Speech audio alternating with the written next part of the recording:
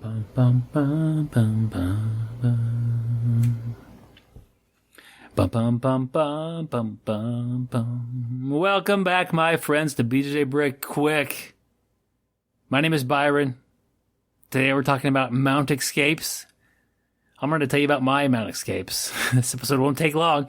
I always try to start, and I start a timer on most of these, and it's like 5 minutes is what I want to do. And a lot of times it's 6 or 7 minutes, and I've gone over, and that's fine. There's no quick police out there getting me, but I have a little goal of 5 minutes, and I look at this one, like I have 2 mount escapes. I'm a black belt, 2 mount escapes.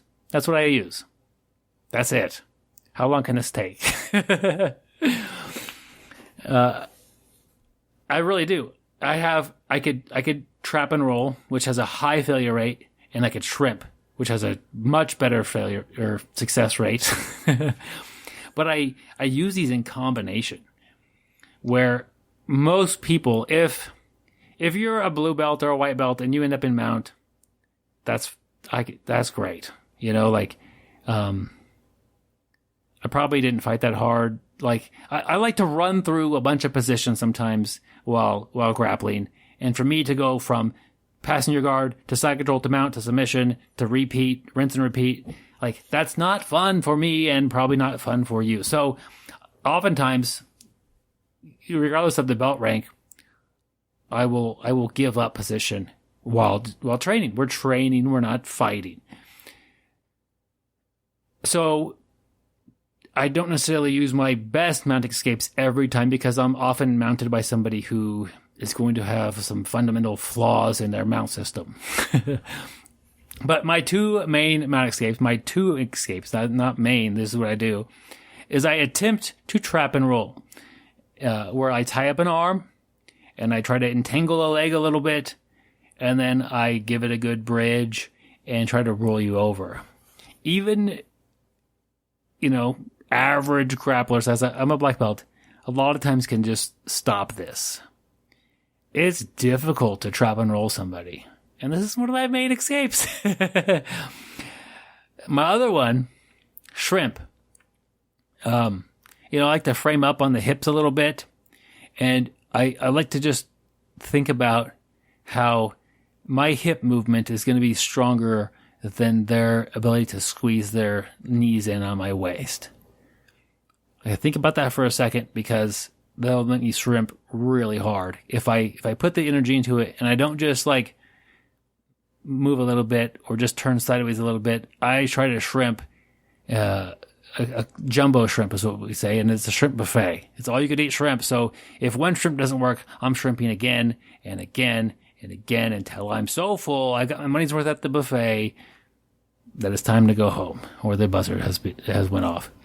So shrimp buffet. So I'm thinking jumbo shrimp, shrimp buffet, jumbo shrimp, shrimp buffet, and then I shrimp hard a couple of times, and if I can get a knee to break through, I'm good.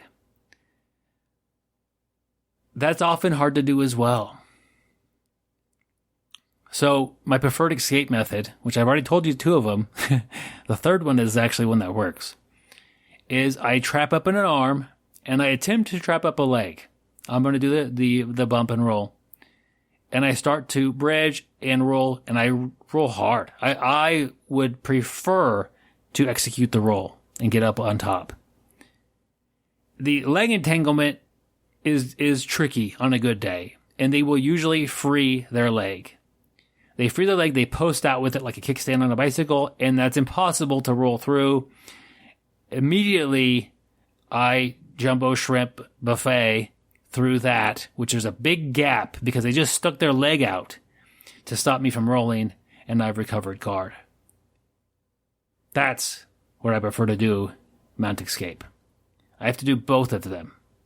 And I prefer the first one to work.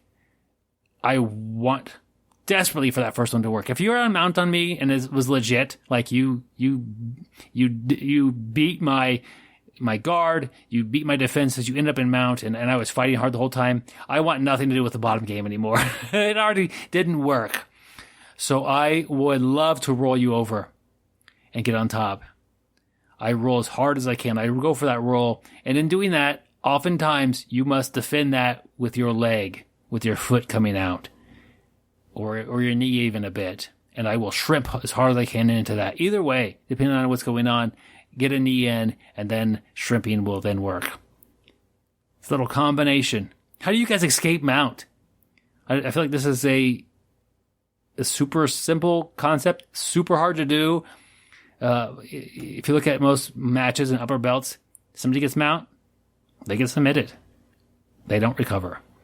And it just shows you the positional dominance of what's going on in jiu-jitsu. Don't give up these positions unless you're actively trying to learn and get better. Then you have to. I've escaped a lot of mounts because I've just given them.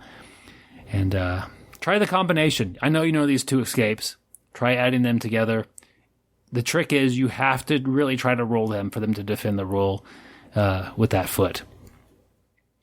Tell me how it works. Put it in the comments. If you have a topic for me, send it to BjjBrick@gmail.com. Make a few comments together, a few topics together. Don't just send me one at a time. Batch them, guys. Send a few, and I'll add you in there. That'll be fun. Till next time, keep on shrimping and stay sweaty, my friends.